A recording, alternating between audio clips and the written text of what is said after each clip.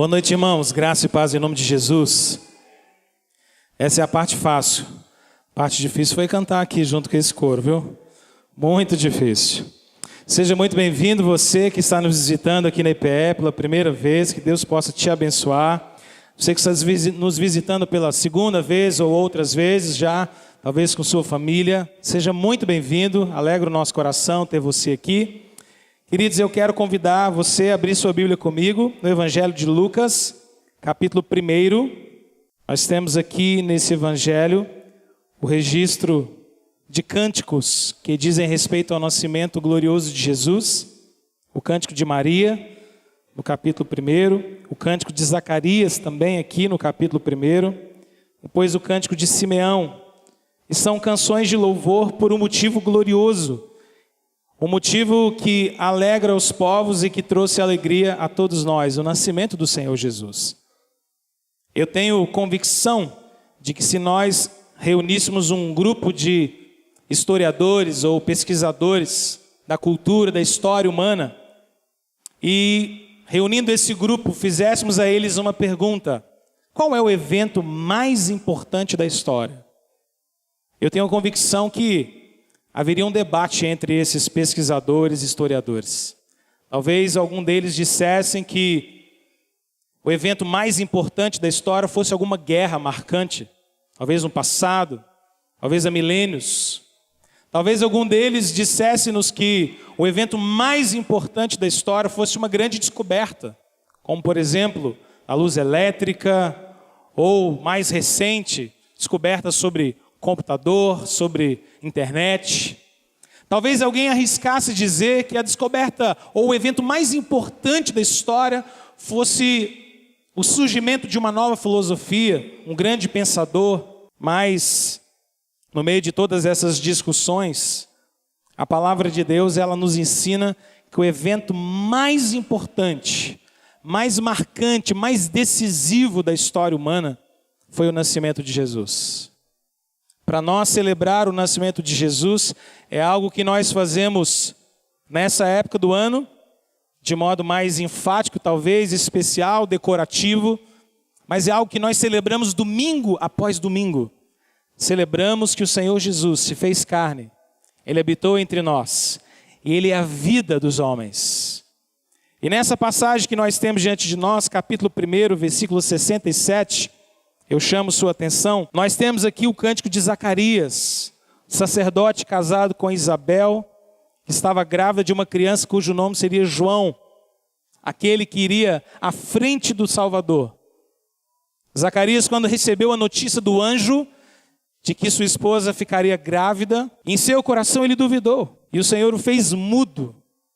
E Zacarias então esteve mudo e permaneceu mudo até o 8º dia do nascimento do seu filho, até que o nome fosse dado a ele, João, e então a sua voz irrompeu, a sua língua pesada se soltou, e o que ele fez foi cantar ao Senhor um cântico extraordinário, que eu gostaria de ler com você aqui nessa noite, a partir do versículo de número 67, se você puder, vamos ficar em pé, vamos ler juntos a palavra do Senhor. Lucas capítulo 1, versículo 67.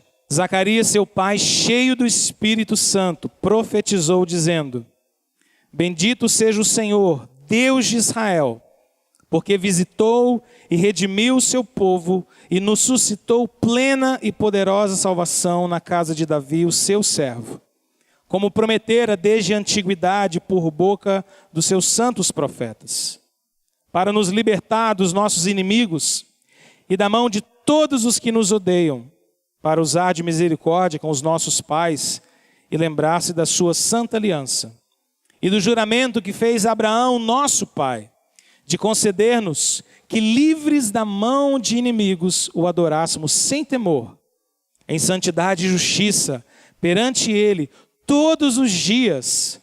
Tu, menino, serás chamado profeta do Altíssimo, porque precederás o Senhor, preparando-lhe os caminhos, para dar ao seu povo conhecimento da salvação, no redimi-lo de seus pecados, graças à entranhável misericórdia de nosso Deus, pela qual nos visitará o sol nascente das alturas, para alumiar os que jazem nas trevas e na sombra da morte, e dirigir os nossos pés pelo caminho da paz. Amém. Pode assentar-se. Nessa passagem tão maravilhosa, e eu serei breve nessa nossa meditação bíblica nessa noite, mas essa canção maravilhosa que Zacarias partilha conosco, e que o evangelista Lucas registrou e guardou para que nós pudéssemos celebrar e nos lembrarmos dela nesse tempo do advento, da espera, da expectativa de celebrar o nascimento do Senhor Jesus. Nós aprendemos algo extraordinário sobre aquilo que Deus fez e faz a meu respeito e a seu respeito. Eu quero chamar a sua atenção nessa breve meditação para aquilo que Deus fez. Aquilo que Deus fez por mim e fez por você. E o quão transformador foi aquilo que Deus fez por nós. Zacarias começa a nos dizer e começa celebrando e cantando no versículo 68, se você puder observar comigo, dizendo que Deus nos visitou. O Senhor visitou o seu povo. Bendito seja o Deus de Israel, porque Ele nos visitou. O tempo da salvação chegou em Jesus. Jesus é o tempo do agir de Deus salvador a nosso respeito. Não existe mais nenhum plano alternativo de Deus. O plano de Deus para a salvação do homem acontece e está em Jesus. Deus nos visitou, o Senhor veio ao encontro do seu povo e nós podemos celebrar que o nosso Deus é Deus Emanuel. Ele é um Deus conosco, é um Deus presente. Nós adoramos e celebramos a um Deus que é próximo do seu povo. Ele veio ao nosso encontro, Ele nos visitou, Ele se fez um de nós, Ele se envolveu com as nossas feridas, com os nossos dramas, com as nossas emoções, conheceu a dor e o sofrimento que nós temos, conheceu a dureza do pecado nos afetando, e Ele que nos visitou, veio para nos redimir. A palavra de Deus diz que o Senhor visitou o seu povo e através dessa visita o Senhor suscitou, Ele levantou, Ele pôs de maneira evidente uma poderosa e plena salvação, como nos diz o versículo 69. A salvação que nós encontramos em Jesus não é apenas poderosa, a salvação que nós temos em Jesus é plena, é completa, ela envolve todo o nosso ser, porque Deus nos visitou. E o visitar de Deus é um visitar transformador em Cristo Jesus. O Senhor nos trouxe e fez surgir entre nós a salvação. Aquele rei esperado por Israel, o rei da casa de Davi, o descendente de Jessé, a expectativa dos profetas todos no Antigo Testamento. Tudo se realizou quando o Senhor Jesus nasceu. Eu gosto tanto dessa época do Natal, porque a gente aprende a esperar o dia aguardado. Eu não sei você, mas a gente comprou uns presentes assim para as crianças, e aí a pergunta clássica é, já pode abrir? Já pode abrir? Não, só dia 25. Mas dia 25 está tão longe. Mas tem que esperar, e essa espera é saudável, ela é gostosa, ela é pedagógica.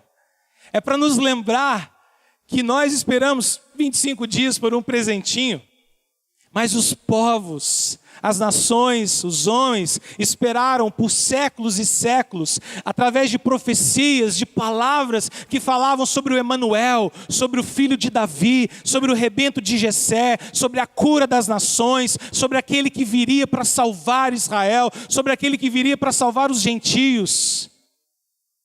E há 2000 anos atrás esse dia aconteceu. Porque o Senhor nos visitou e suscitou entre nós poderosa e plena salvação. Zacarias começa a cantar aqui nessa canção, nesse cântico, em primeiro, sobre o fato de que Deus visitou o seu povo. Mas eu queria chamar a sua atenção também para o versículo de número 72. Além de nos visitar, a palavra de Deus diz que o Senhor se lembrou de nós. Ele se lembrou. Versículo 72 diz, para usar de misericórdia com os nossos pais e se lembrar ou lembrar-se da sua santa aliança e do juramento que ele fez a Abraão, o nosso pai. Cristo Jesus veio porque Deus não se esqueceu da sua promessa. Isso é extraordinário, porque anos se passaram, séculos se passaram, das profecias, das palavras, daquela promessa que Deus já fez lá no jardim do Éden, a Eva dizendo: o seu descendente um dia vai pisar a cabeça da serpente. Essa promessa tão antiga, lá nos primórdios da vida, no início de tudo, essa promessa pode ter tardado na perspectiva de alguns, mas o Senhor se lembrou do seu povo. Deus é um Deus eterno, e Ele não muda, e Ele não mente, e Ele não quebra promessas. Sabe o que eu alegro o meu coração? Saber que o envio de Jesus é parte do lembrar de Deus de sua promessa. É fruto da fidelidade do Senhor à sua própria aliança. Isso alegra meu coração, porque eu sei que a minha expectativa e a sua expectativa em Jesus não será jamais frustrada, porque o Senhor não é homem para mentir. Se Ele nos prometeu vida eterna, se Ele nos prometeu vida em abundância, se Ele nos prometeu novos céus e uma nova terra, saiba, Ele vai cumprir a sua promessa. Porque Deus se lembrou, Ele se lembra e Ele se lembrará da sua aliança com o seu povo. É maravilhoso saber que o nosso Deus não falha. Nós, às vezes, quando ouvimos alguém nos prometer alguma coisa, e sabemos que talvez essa pessoa, esse irmão, esse amigo, esse parente, não é alguém assim, tão digno de confiança, e a pessoa diz: não, conte comigo, eu vou estar lá. Conte comigo, eu vou fazer. E no nosso coração fica um misto de expectativa e ao mesmo tempo de temor, de medo, porque a gente se lembra: o fulano já furou comigo, talvez. Para furar de novo não custa nada. Mas a pergunta é: quantas vezes Deus já quebrou a sua aliança conosco? E a resposta que eu tenho convicção que está na sua mente agora é: nenhuma. Deus lembrou-se de sua aliança e do juramento que Ele fez com Abraão, nosso pai. Esse é um pacto de graça, é uma aliança de graça. Deus decidiu, através da sua misericórdia, derramar graça sobre nós. A aliança de Deus é inquebrável. A aliança de Deus não pode ser desfeita, não é rompida apenas por alguma coisa que nós façamos, porque Deus resolveu pactuar-se conosco e fazer uma aliança conosco em Jesus. Se você está em Jesus, se você render sua vida a Jesus, se você se entregar a Jesus, crer em Jesus de todo o seu coração e Ele se tornar o seu Salvador, nada, absolutamente nada pode te separar do amor de Deus que está em Cristo Jesus.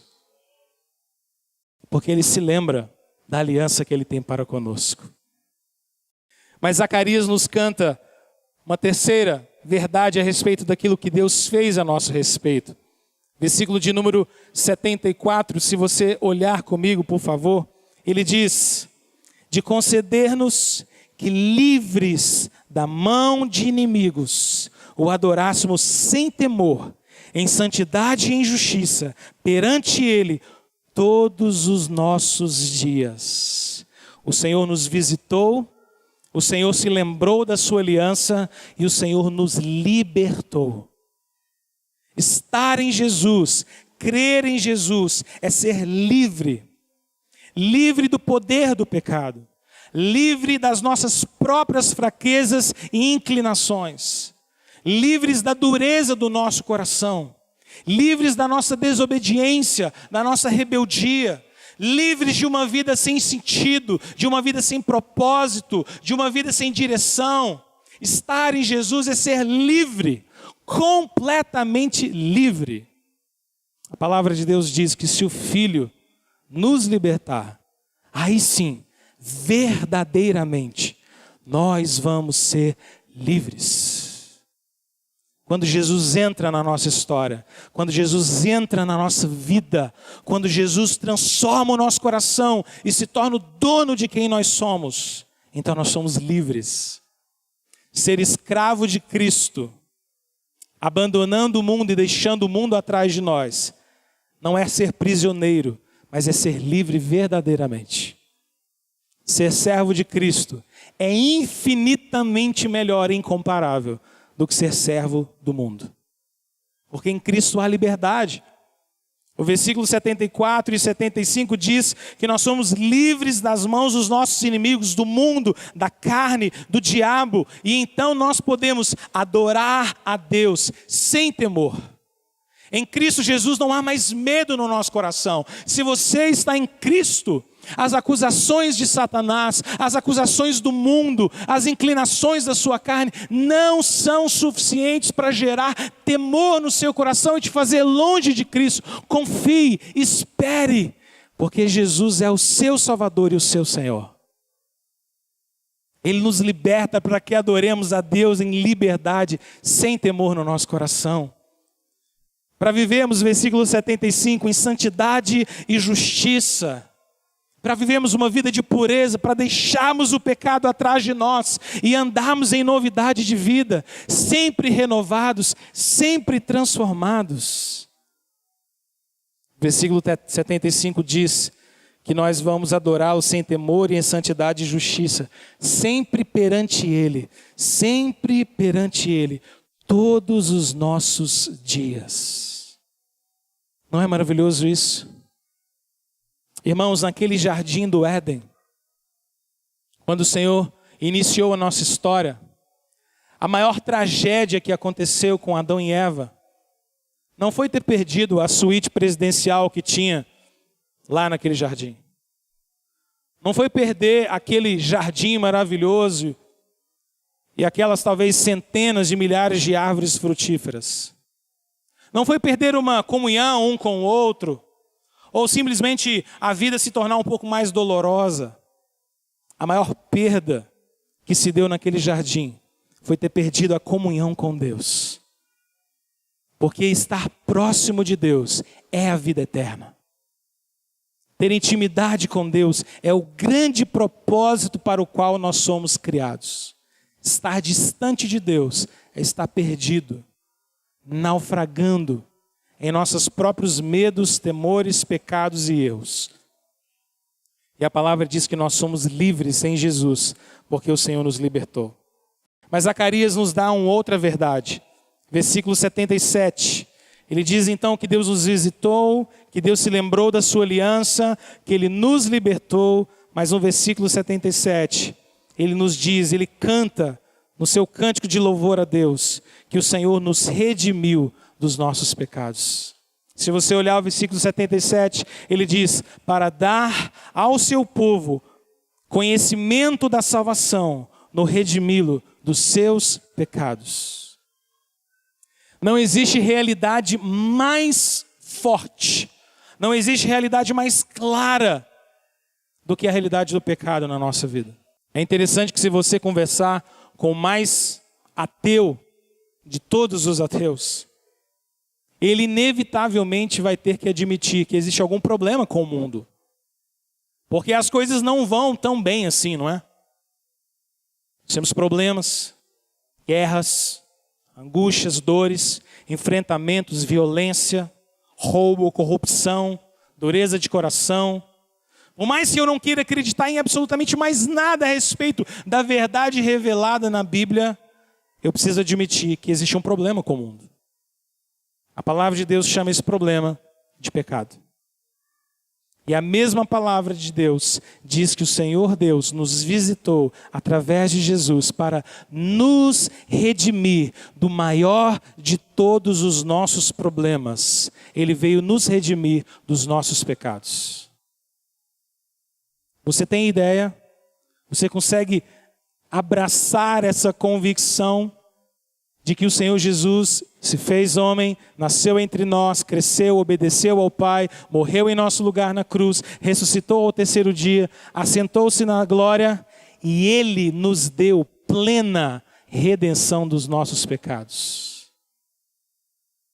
Se você está em Jesus, se Cristo Jesus habita em seu coração, todos os seus pecados foram perdoados. E não existe mais condenação para aqueles que estão em Cristo Jesus. Porque Deus veio redimir o seu povo. E em quinto e último lugar, Zacarias diz no versículo de número 79, que o sol nascente, final do 78, visitará das alturas para alumiar os que jazem nas trevas e na sombra da morte e dirigir os nossos pés pelo caminho da paz. Ele nos visitou, Ele se lembrou da sua aliança, Ele nos libertou, Ele nos redimiu e agora Ele dirige os nossos pés. Que verdade extraordinariamente maravilhosa. Saber que o Senhor, que é luz, que é como um sol nascente, Cristo, a nossa luz, a luz do mundo, nos arranca das trevas, nos livra e nos liberta da sombra da morte e nos guia, nos dá direção, dirige os nossos pés. Estar em Cristo Jesus é não estar mais perdido. Estar em Cristo Jesus é ter encontrado propósito, valor, significado, direção. Viver em Jesus não é apenas algo que eu pratico aos domingos, não é apenas um Deus que eu adoro de vez em quando. Estar em Jesus é ter Cristo em mim e dizer e viver o que Paulo diz aos Gálatas: já não sou mais eu quem vivo, Senhor, Cristo vive em mim. E a vida que agora eu vivo pela fé no Filho de Deus, que a si mesmo se deu por mim. Viver em Cristo, ser guiado por Cristo, ser dirigido por Cristo. É por isso que Cristo nasceu e é por isso que existe o Natal, para que você possa entregar sua vida ao Senhor Jesus. Eu quero te convidar a ficar em pé e te convidar a orar comigo.